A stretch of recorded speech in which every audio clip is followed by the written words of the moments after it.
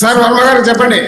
Okay, ఏంటి మొదటి దానికి ఏమీ లేదు, ఇప్పుడు మళ్ళీ ఇది అంటున్నారు, చాలా దోపిడీలు చేస్తున్నారు, అన్యాయాలు చేస్తున్నారు, రాష్ట్రాన్ని కుదేలు చేసేస్తున్నారు, అప్పుల పాలు చేసేస్తున్నారు. ఇవి వైఎస్ఆర్సీపీ ప్రధానంగా చేస్తున్న ఆరోపణలు. సరే సార్, ఇప్పుడు కింద నుంచి పైకి వెళ్దాం.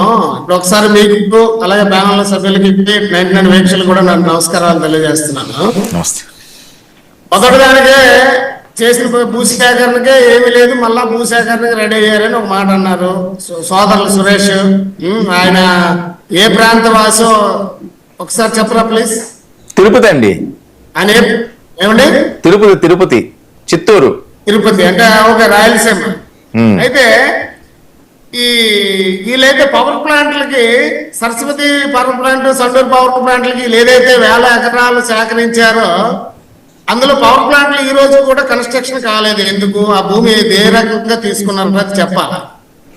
అంటే వీళ్ళు 2014లో తెలుగుదేశం పార్టీ వచ్చిన తర్వాత 2019 మధ్యకాలంలో ల్యాండ్ పుల్లింగ్ అనేది కొన్ని 1000 ఎకరాలు చేయడం ఎంత కష్టసాధ్యం అనేది ముందు తెలుసుకోవాలి. ఎందుకంటే రైతులను ఒప్పించి ఒక కొత్త పద్ధతి విధానంతో అక్కడ ఒక క్యాపిటల్ నిర్వహించాలి కాబట్టి ఇవన్నీ ఏం చేయాలి ఏంటి అనేది చెప్పేసి అక్కడ కొన్ని 1000 ఎకరాలు సేకరించారు. కానీ ఏదైతే పవర్ ప్లాంట్కి ఏదైతే జగన్మోహన్ రెడ్డి లేదంటే మా శరణలమ్మ ఈ రోజైతే గొడవలు పడుతుంటారో ఆ భూములన్నీ కూడా ఎన్ని సంవత్సరాల క్రితం తీసుకున్నారు, ఎందుకు అక్కడ పవర్ ప్లాంట్ కానీ అక్కడ కంపెనీలు కానీ కట్టలేదు, అదొకటి చెప్పాలి సురేష్ బ్రదర్. ఇంకోటి ఏంటంటే 32,000 ఎకరాలు తీసుకున్న తర్వాత వాటమి మంగళగిరిలో ఆ రోజు క్యాపిటల్ ఏదైతే మనం అనుకున్నామో అమరావతి అని అనుకున్నామో, అమరావతి అని చెప్పింది కూడా తర్వాత కూడా మంగళగిరిలో మన లోకేష్ బాబు ఓడిపోయాడని చెప్పి చెప్తున్నాడు ఆయన. లోకేష్ బాబు ఓడిపోయాడంటే నువ్వు ఆ రోజు ఏం చెప్పావయ్యా అసెంబ్లీలో, మీ నాయకుడు ఏం చెప్పాడయ్యా? 32,000 ఎకరాలు అనేది అవసరమే, మన రాష్ట్ర రాజధాని ఈ రకంగా ఉండాలి, ఈ రకంగా మేము దానికి ఆమోదమే నువ్వు చెప్పావు, అమరావతి వ్యతిరేకం కాదని నువ్వు చెప్పావు, ఇవన్నీ నువ్వు కూడా అందరికి కూడా అనుకూలంగా ఉన్నానని నువ్వు ఆ రోజు చెప్పావు. కాబట్టి ఆ రోజు ఈ ఒక్క అవకాశం ఇవ్వండి అని చెప్పేసి ఆయన పాదయాత్రలన్నీ చేసుకుంటూ ఆయన వెళ్తుంటే ఆ రోజు నిన్ను నమ్మి ఓటేస్తే నువ్వేం చేసావయ్యా? అమరావతిలో ఒక్క ఇటుక బెడ్ వేయలేదు కదా, కట్టినటువంటి నిర్మాణాలన్నీ కూడా 5 సంవత్సరాల పాటు అలా గాలికి వదిలేసావు. దానివల్ల ఎన్నో చెడిపోయి కూడా, ఎందుకంటే ఒక ఐరన్ కానీ ఒక కన్స్ట్రక్షన్లో వాడేటువంటి ఐరన్ దాన్ని పూర్తిగా గాలిలో వదిలేస్తే ఏమవుతుందంటే కరోజన్ అయిపోయి ఆ బిల్డింగ్ తన స్ట్రెంగ్త్ కూడా పోతుంది, తవ్వినట్టు గుంతల్లో నీరుండిపోయింది. రోడ్లలో కూడా ఈయన ఏమంటారంటే సురేష్ గారు, రోడ్లు అన్నీ అసలు రూపురేఖలు మేమే వచ్చి మార్చామని చెప్పి అంటున్నాడు ఆయన. రూపురేఖలు ఎక్కడ మార్చారండి? రోడ్లు వేసినటువంటి మెటల్ గ్రావెలు ప్రతి ఒక్కటి కూడా లారీలతో అక్కడి నుండి తవ్వుకొని, అంటే అమరావతి ఏదైతే రోడ్డు నిర్మాణం అప్పటికి చేసి ఉన్నదో అక్కడి నుంచి మెటీరియల్ కూడా వేరే దగ్గరికి షిఫ్ట్ చేసేసి పూర్తిగా నాశనం చేశాడు. వాళ్ళ బొత్స సత్యబాబు ఏమన్నాడండి? శ్మశానంతో పోల్చాడు. జగన్మోహన్ రెడ్డి ఏమన్నాడండి? ఎలక్షన్ ముందేమో అమరావతికి వ్యతిరేకం కాదన్నాడు, ఎలక్షన్ తర్వాత వికేంద్రీకరణ అన్నాడు. కేంద్రీకరణ అంటే ఒక దగ్గరికి వెళ్ళిపోతుంది, వికేంద్రీకరణ అందరినీ ఏదో చేస్తామన్నాడు. సరే, నేను ఉత్తరాంధ్ర బిడ్డగా నేను అడుగుతున్నా, విశాఖపట్నంకి జగన్మోహన్ రెడ్డి ఏం చేశాడు? విశాఖపట్నం వాసిగా నేను అడుగుతున్నా, విశాఖపట్నం క్యాపిటల్ అన్నాడు.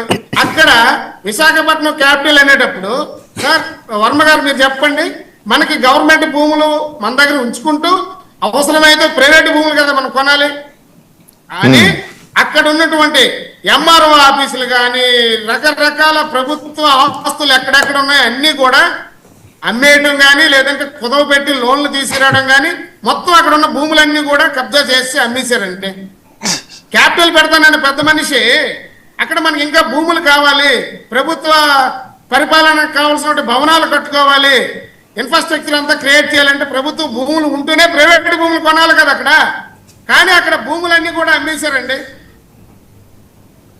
కాలేజీ భూములు అమ్మేశారు, విద్యా సంస్థల భూములు అమ్మేశారు, ఎంఆర్ఓ ఆఫీసులు అమ్మేశారు, ప్రతి ఒక్కటి కూడా అక్కడ అమ్మడం జరిగింది.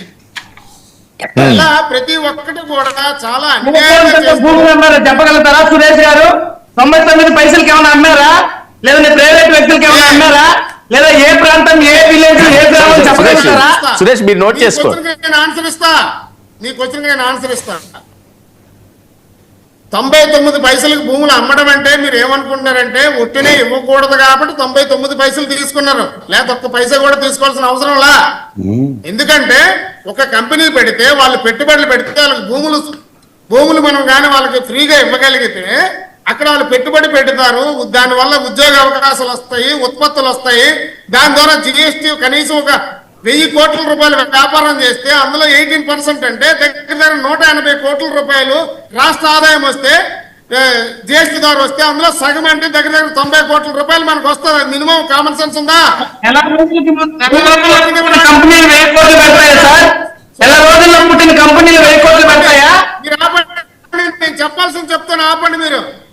మీరు భూములు ఫ్రీగా ఇవ్వడం అంటే ఏమనుకుంటున్నారంటే ఫ్రీగా ఇవ్వడం కాదండి, వాళ్ళ ద్వారా పెట్టుబడులు పెంచి ఉత్పత్తులు తయారు చేయడం ద్వారా ఎగుమతులు పెంచడం ద్వారా అసలు రాష్ట్రానికి కానీ దేశానికి కానీ ఆదాయాలు ఎలాగొస్తాయి అసలు మీ వైఎస్ఆర్సీపీ వాళ్ళకి ఎవరికైనా తెలుసా? తెలీదు. ఏది పడితే అది మాట్లాడడం. సురేష్ వర్మ గారు చాలా మాట్లాడారు సార్. ఈయన వైసీపీకి క్వశ్చన్ మార్క్ నేను అడుగుతున్నాను సార్. వర్మ గారు మీ ద్వారా నేను వాళ్ళు ఏం అడుగుతున్నా అంటే అసలు అమరావతి క్యాపిటల్ గా వాళ్ళు ఒప్పుకుంటున్నారా లేదా? నేను అదే అడిగారు, ఒప్పుకుంటున్నారట. మొన్న తీర్మానం పెట్టారు సార్ వర్మ గారు. ఆ తీర్మానాన్ని వీళ్ళు ఏమనుకుంటున్నారు, దాన్ని కొత్త సత్యబాబు మొన్న మూలపేట వెళ్ళి కోర్టులో తీర్మానం పెడితే ఏటైపోద్ది, ఏమవుతుంది అని చెప్పేసి ఆయన అంటున్నారు. అసలు ఈ తీర్మానం అనేది ఎందుకు పెట్టాల్సి వచ్చిందంటే ఇలాంటి దుర్మార్గులు కూడా ఉంటారా? ఎలక్షన్ల ముందే ఒప్పుకొని ఎలక్షన్ తర్వాత అమరావతి కాదు వేరే దగ్గర నేను పెడతానని ఒక వ్యక్తి అనేటప్పుడు దానికి లీగల్ గా ప్రతి ఒక్కటి కూడా ఇలాంటి దుర్మార్గులు చూసిన తర్వాత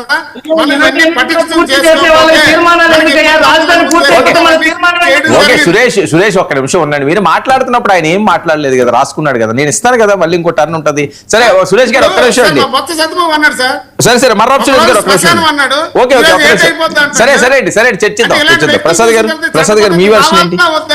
సరే ఓకే, మీ వెర్షన్ ఏంటండి? చట్టబద్ధత కాబోతుంది, లాస్ట్ టైం ఆయన లేరు, సో చట్టబద్ధత కల్పించబోతున్నారట. మీరు చెయ్యండి అప్పుడు చూద్దాం చాలా సార్లు సవాల్ విసిరారు. అది జరగబోతున్నదట కొన్ని గంటల్లో. జరుగుతుందా? ముందుగా 90 ప్రేక్షకులకు నమస్కారం, అలాగే ప్యానల్లో ఉన్న మిత్రులకి మీకు కూడా నమస్తే సార్.